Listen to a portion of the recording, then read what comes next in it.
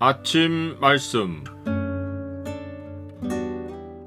오늘 본문 말씀은 사사기 4장 11절에서 24절입니다.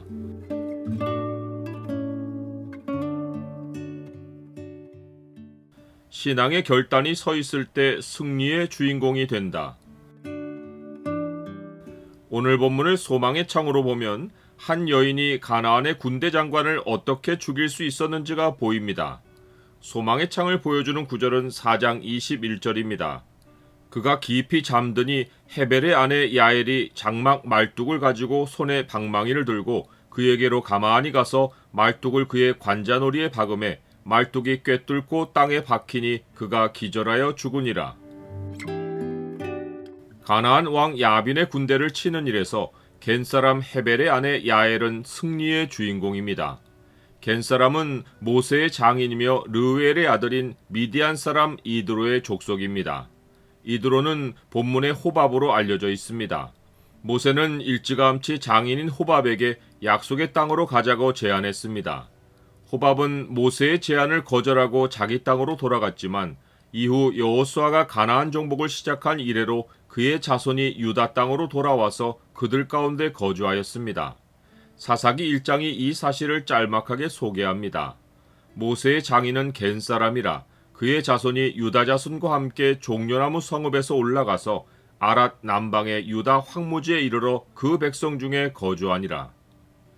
호밥의 자손으로 유다 땅에 돌아온 겐사람 헤벨은 모세의 장인 족속의 사람이라는 이유로 거부감 없이 유다 땅에 머물렀지만 가나안의 하솔 왕 야빈과 화친을 맺고 있었습니다.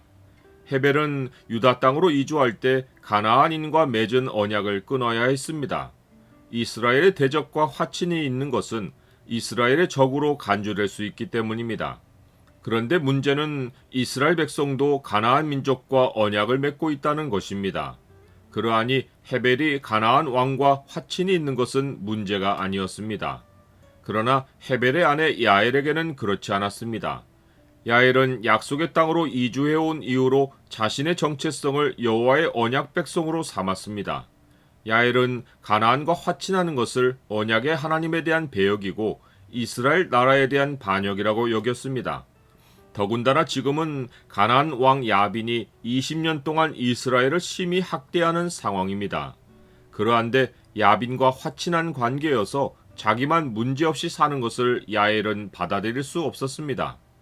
남편 헤벨이 무대에 등장하지 않는 것은 그는 신앙으로 상황을 보지 않았기 때문일 것입니다. 야엘이 가나안 왕과의 화친을 심각한 문제로 인식한 이유는 이스라엘이 가나안의 속국이 되어 가나안의 신들의 이름으로 언약을 맺고 그 신들을 공식적으로 인정해야 했기 때문입니다. 야엘은 유다 땅으로 이주해온 이후 여호수아가 나와 내 집은 여호와를 섬기겠노라 하며 이스라엘 백성에게 신앙의 결단을 촉구한 것을 받아들여 자기와 자기 집도 여호와만을 섬기겠다고 결심하고 살아왔습니다. 남편은 화친을 이용하여 어려운 상황을 피했지만 야엘은 여호와 외에 다른 신을 인정하고 두 주인을 섬길 수 없었습니다. 하나님은 이러한 여인의 손에 한 나라의 군대 장관인 시스라를 넘기셨습니다. 여호와께서는 드보라를 통해 시스라와 그의 병거들과 그의 무리를 기손강으로 이끌어 바락의 손에 넘겨주겠다고 하셨는데 그 말씀 그대로 시스라는 기손강으로 철병거 900대와 백성을 모았습니다. 하나님은 바락이 다볼산에 매복해 있고 시스라의 병거는 강을 따라 골짜기로 접어들게 하셨습니다. 병거들은 들판을 달릴 때는 커다란 먼지를 일으키며 무서운 힘을 발휘하지만 골짜기에서는 일렬종대로 길게 줄을 서서 느리게 전진하고 옆으로는 이동할 수 없습니다. 골짜기에서는 철병거이건 소가 끄는 수레이건 차이가 없습니다.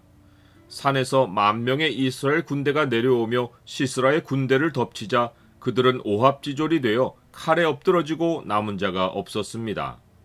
시스라는 겐사람 헤벨의 아내 야엘의 장막으로 도망합니다.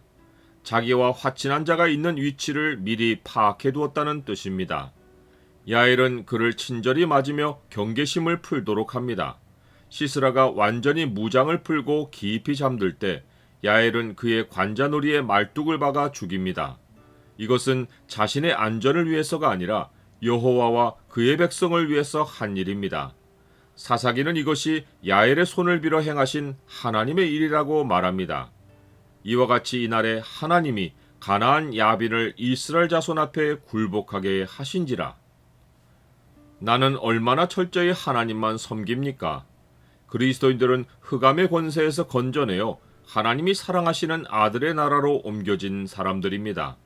하나님 사람은 두 주인을 섬길 수 없습니다.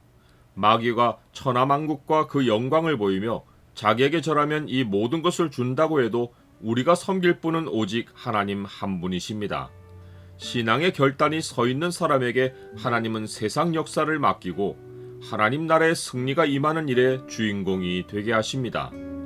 이에 예수께서 말씀하시되 사탄아 물러가라 기록되었으되 주 너의 하나님께 경배하고 다만 그를 섬기라 하였느니라.